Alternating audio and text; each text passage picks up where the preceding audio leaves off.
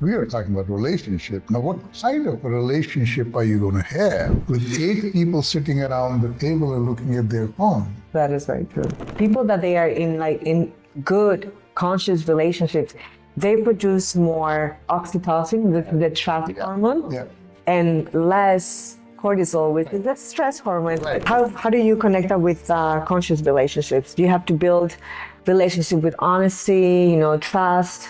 Boundaries are the way of respecting yourself and others. And others, of course. So today we're going to be going again over the spirituality score, focusing on chapter 7, conscious relationship and energy exchange. Professor Joy Podcast.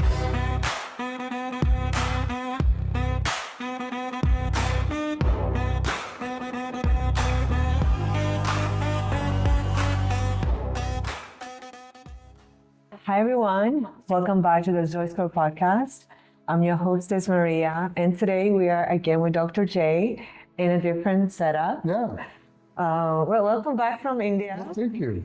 So today we're going to be going again over the spirituality score, focusing on chapter 7, conscious relationship and energy exchange. So I want to establish from the beginning that conscious relationships, they're not perfect relationships. They're relationships based on trust, understanding, presence, intention, and awareness. What do we mean by energy exchange? So any relationship involves energy exchange. Talk or have any other activity together, there's a constant exchange of energy, positive, negative, attraction, and on and on and on. Actually, relationships are very complex. They are. So it has to do with different people, different Yeah. personalities, different beliefs. And that's what I wanted to say actually, that we can enter, for example, a conversation, and you come in, you have already rehearsed, your defense. So you come in, you're not open to hear, you listen to respond and to react instead of understanding. And then example B is you go in with an open heart and an open mind. You're there to actually interact and understand. So you face the same topic, the same conflict, but with a different outcome each time. Yes. So what you said earlier is like it can be a very negative or a very positive interaction. Actually, what are the more complex relationships? You have friendship, then you get into relationships like girlfriend, boyfriend, married couple. So anytime you have another layer into your relationship, becomes more and more and more complex. Yes. I would say that the intimate relationship, because they have very different levels, and if you live with them, obviously, you have to go along with a lot of things. Another thing that I wanted to mention that I feel that everybody is facing nowadays is that even though we have so many different ways of communication, social media, all these tools, we don't have genuine connections. And our interactions, our relationships are transactions instead of transformations. So what do you have to say in that? The art of relationship, I think, is something we all need to understand. And the more you put into a relationship, the more you get out of it. So it's not... Yes. Sometimes we think relationships are static. Relationships are dynamic. They are very dynamic. Very dynamic, because there's a huge concept of interchange, exchange, give and take, and complexities. And the closer you get to someone, the more complex they become. And more beautiful they become. Nowadays, with all these tools, why is it that, and research says that 64% of Americans, even though they have all these tools, they feel more lonely than ever before, even when they're surrounded by people. And I can say that because I've worked a lot of events and I see people, they're there sitting to each other, and instead of interacting, they're little scrolling. You know, it's so funny that every morning I go for a walk and come back to a coffee shop. And we have a table about this big. And there are 8 people sitting around the table. Okay. Now this is the interesting part. Now, these are all not young teenagers. These are like all people my age, younger, older, Right. sitting around. You know, nobody talks to each other. You're on the phone. I said, Braden, would you like to say hello to your friend? Hey, some of you are talking electronically. Yeah. I think that is destroying our social skills You know, nowadays. I recall like But I also feel that it's like a safe zone, that we're there, but we're not pushed to go and talk to other people. I know, but we can just hide behind our point is- scrolling every day. the point is that our focus has become screen-based rather than interaction. We are talking about relationship. Now, what kind of a relationship are you going to have with 8 people sitting around the table and looking at their phone? That is very true. Yes. I mean, come on. I mean, just, you know, in my recollection just a few years ago, if you sat around a group like this, you'll be talking to each other. And if I'm talking, then everybody is listening, you know, and we are having interaction. No longer. It's all screen time. Yeah. And I think we mentioned that before for our previous books, that limiting our screen time, it can help you become more joyful. Yes. And create better relationships. And I think like we could challenge ourselves and maybe go to that coffee shop without taking our phones with us. In fact, It's safe to have it, but you can even keep it in your car or in your pocket. I was thinking about it actually. The other day I was there, And it's a good idea. and I was thinking that, you know, they should put a sign. No phones. There are actually some restaurants that do not allow you to have your phone with, so you can experience. I think it's the bylaw that you can experience the whole thing, you know, without any interaction. Yes, The connection with your friends. in or my whatever. gym. On the gym? Yeah, in my gym. So, especially in the locker area, we have a policy. Well, yeah, because a lot of people take pictures. And Yeah. So you cannot have your cell phones out at all. I mean, you got to keep them in your pocket. Support that. I support that. So I think that should be the rule in all the restaurants, the public places. No phones. In fact, I remember years ago, there's a place in Carmel, you know, Northern California. Yeah. And I used to go for an AIA conference, and this was in historic setting. Yeah. All the cabins were historic and stuff like that. They did not allow cell phones. I like that.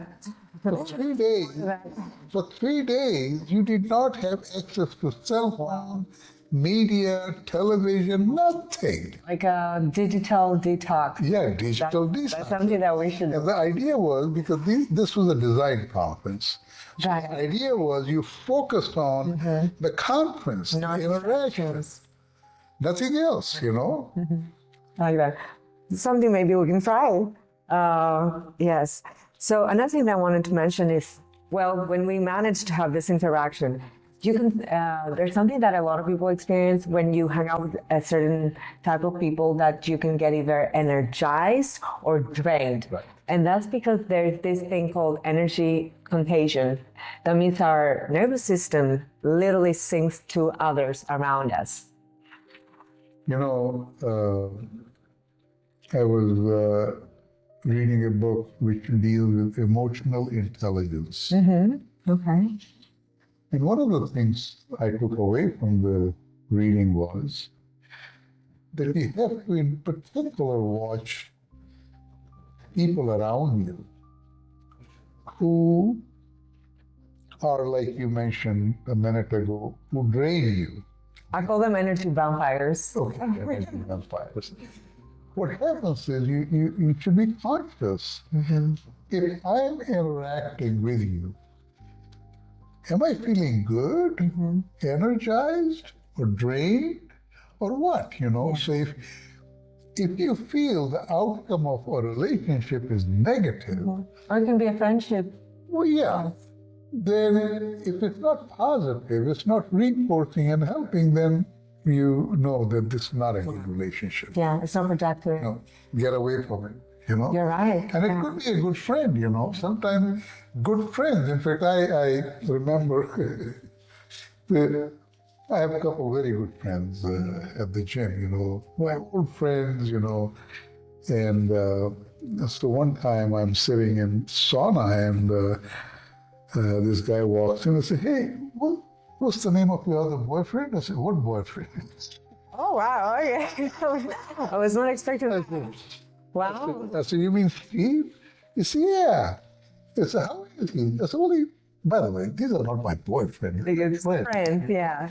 But you know, in He meant like a guy from. today's day and age, Oh, yeah. two men are talking and friends. You don't know what kind of relationship they have. You know, so they assume that because they're my good friend, they're my boyfriends. You know. Wow. But the point is that sometimes, now these are the two guys that I talk to all the time. And we are very open with each other. Like we're not paranoid of talking about anything and everything. And So these are your close friends. Yeah. So they give me energy. You know, they don't drain. You know that actually studies show that people that they are in good conscious relationships, they produce more oxytocin, the traffic hormone, and less cortisol, which is the stress hormone. Right. We don't want. You don't want those kinds of Yes. relationships. Yeah. You know. So I guess the message is that you have to be picky. Right. Nowadays, you know, with everything, work, family, kids, that your time has to be protected and spend your energy to people that actually worth it and don't drain you. And sometimes you can even have a family member Oh yeah, yeah. who's like, But at least these are people you cannot choose. But when it comes to friendships, or maybe even the family even the family, you can have. can choose and limit and restrict and have boundaries. That's So this is another one because we're gonna go later. We're gonna go through myths about conscious relationship, and that's one of those points. We can start with the myths. So one is that there's not gonna be conflict when you are in a conscious relationship. So of course there's gonna be conflict because we are different people, again, different beliefs, different characters. You have to use conflict to understand and not to judge. well, conflicts or lack of understanding, they're two different things. Because Yeah, of course. there's something called agree to disagree. Okay? Yeah. You and I can disagree on things, but we agree that we disagree, you know. I mean, I have a lot of friends, by the way, and it's funny that I have very strong political opinions, you know. And a lot of my friends are on the other side of the political belief. And we sometimes, we talk to each other, but we argue, we yell Right. and shout and curse. And we're still friends, you know?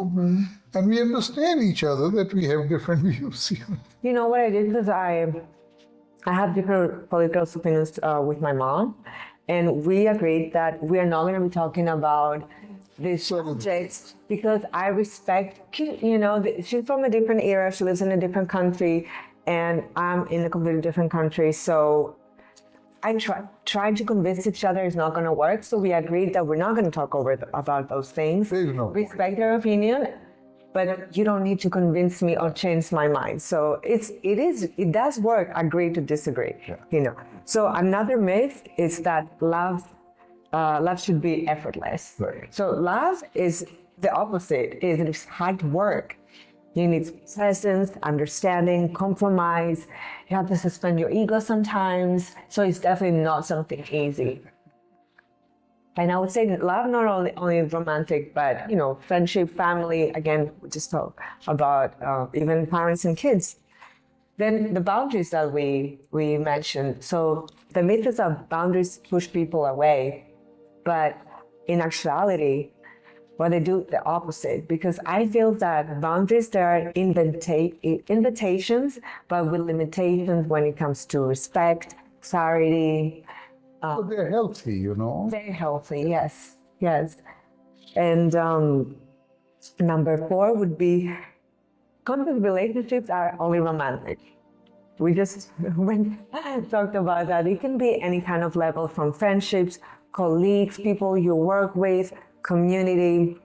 So understanding that conscious relationships can affect every other aspect of our life. And achieving that can make us more joyful. Correct? You know, it's funny now. A little bit of a kind of a joke. Okay. We like jokes, so. It does have a little dark side to it, you know. So these 3 guys are talking about their romantic relationships, you know. Yes. So the first one is bragging, is the French guy. Okay. He said, well, every time I see my girlfriend, I spend 5-6 hours. Okay. So what do you do for 5-6 hours? He said, well, by the time we have dinner, wine, foreplay, you know, it takes time, you know. They like their wine, the French. So the Italian guy said, well, I also spend 2-3 hours, you know. Okay. So then they turned to this young American boy. He said, how about you? He said, 31 minutes. Oh, wow. No very quality time. Yeah. How do you get into that science of 31 minutes? So it takes me about half hour to convince her. Oh, okay. So these are the levels of relationships, enjoyment, and what Yeah, all you can have, you know. So they're different levels. they are different levels. Yeah. Yeah. Oh, so what would you say is the hardest relationship that you had in your life? Would it be with colleagues, friends, intimate, kids, all of them? Wow. Because see, Equally hard. well, the thing is that I take every relationship very seriously. Yes. Yeah. And when you do that, they all become complex. You know, they're not just casual, you know. Yeah. I mean, nothing is casual. It's all serious. So that's the reason I say that all of them can be all over, you know. But there are some tips that we can give our audience to make those relationships easier. And the first one would be listen to understand and not to react. Right. So that actually is a lesson of life. Yes. Do not react, because when you react, you're not thinking and responding. And that's the problem. Because anytime we have a relationship, you have to be involved with it, respond to it, not just react. When you're reacting, you're not doing what we call a serious Yeah. dialogue. I think when you're reacting, it's mostly your ego. Right. And it's not that you actually want to understand, that you actually want to resolve, or that you want to be heard. You want to be heard because you want to seem that you're right. And understanding that, sometimes we are not right. And it's okay. It's okay. And it does need courage to say that. I think one of the questions you asked earlier, and my way of thinking is, in any relationship, you should not react. You should respond. You should hold back, think, and listen. And listen, yeah. Sometimes, Fully understand and so. sometimes when you react, you haven't even heard the person. You know what I mean? Yes. Correct. So I think that is very true. And yeah, so the second one would be, which is very similar to what we're talking right now, is communicate with your heart and not your ego. Yeah. Anytime, and this I think goes for any Everything relationship, again. Yeah. you should make sure you're talking from your heart. and not just reacting, you know. And before even that, I think one of the things in relationships I think is important is to allow yourself to listen and understand. Because, see, there are three levels of communication. One, you barely understood and you're reacting. Yeah. Two, you heard and you're analyzing. Make sure you understood what was said. Right. And then respond. Okay. So the third level is coming from heart. Okay. All right. Yes. Because now you have taken it to your heart and then you're responding based on how you feel about it. So that is the best level. Right. Again, women should create emotional boundaries. Don't be afraid. I know I've experienced from my first personal relationship that I was too scared to build those boundaries because I thought that I was going to push somebody away. But they're very healthy, and it shows that you respect yourself. Yes. So that's how it's going to be easier for other people to respect you. You know, it's like there's something like in order to love someone, you have to learn to love yourself. To start. The same way, in order to respect someone, you have to learn to respect yourself. Now, you were talking about boundaries. Boundaries are the way of respecting yourself and others. And others, of course. Yeah. And what it does is it clarifies what is allowed and not allowed, what you can do and not do. So it becomes a healthier relationship. Yeah. But I think that there's people like myself that we are people's pleasers, and that's why we are very scared of creating. Yeah, I mean, I think worst kind of place to be and to be people pleasing, you know, because the problem is you can never please everybody. You know that? No, but a lot of people are focusing on other people because they want to be loved. Yeah. And maybe that's because maybe I'm like, self-love. Yeah. I don't know, it sounds like for word. But it's something that is harder for people that way. And the last one would be embrace I can never tell this word. Vulnerability. I got it. So that means that our mistakes, our fears are not something that we should be ashamed of. Right. It actually shows authenticity, and now we have to own them. Right.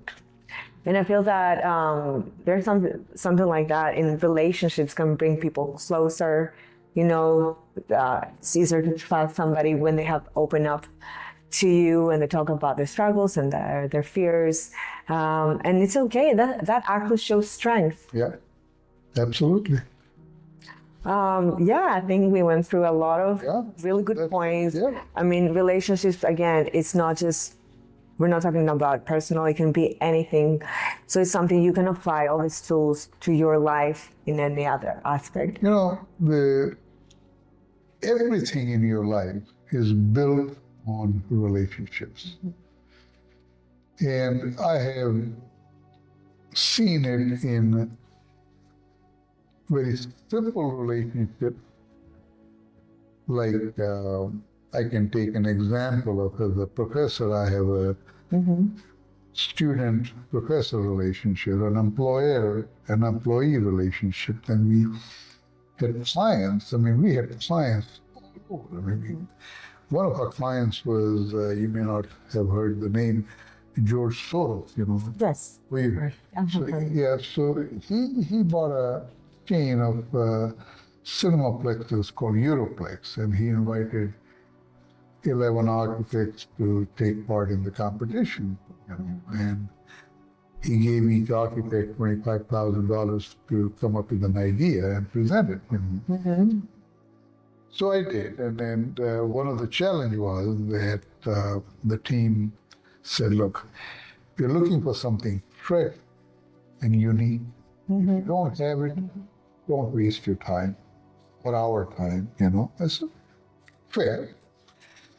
So in my office, we thought about it, and finally I had this idea I've been dealing with for many years called digital architecture, and I didn't even know what that meant. But I've been playing with this idea.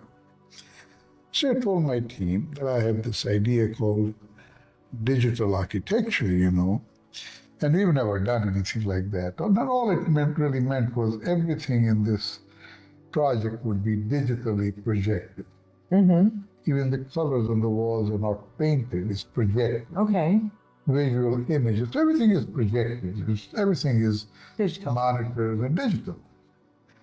So we presented to his group, JoyScore and his team, and he said, "Son, has this ever been done?"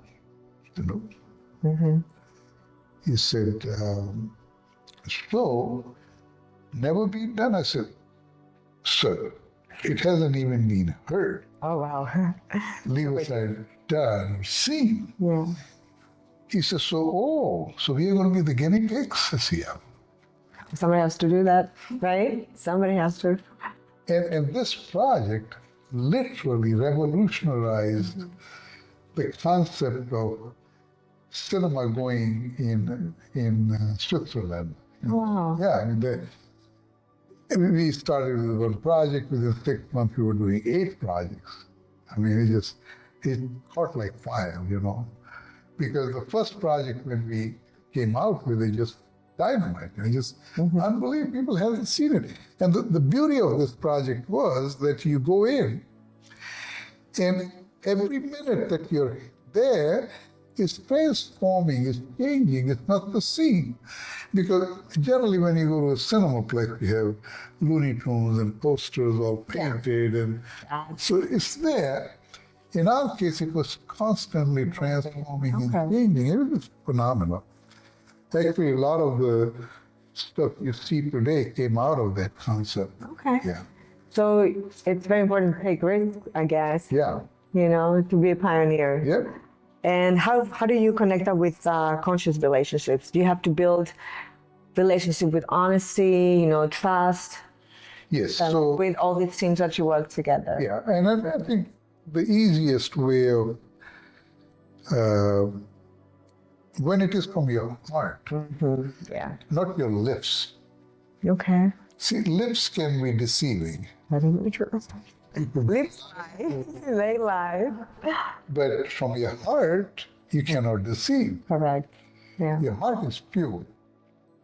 And when you get your heart involved with something, you nail it. Yeah. Yeah. Oh, well, we learned a lot. Thank you for sharing. Well, thank you. I love you all, and please keep coming back. Thank you, guys. We'll see you at the next episode. It's going to be chapter 8. Yeah. And yeah, we have a great one. Thank you. Take care.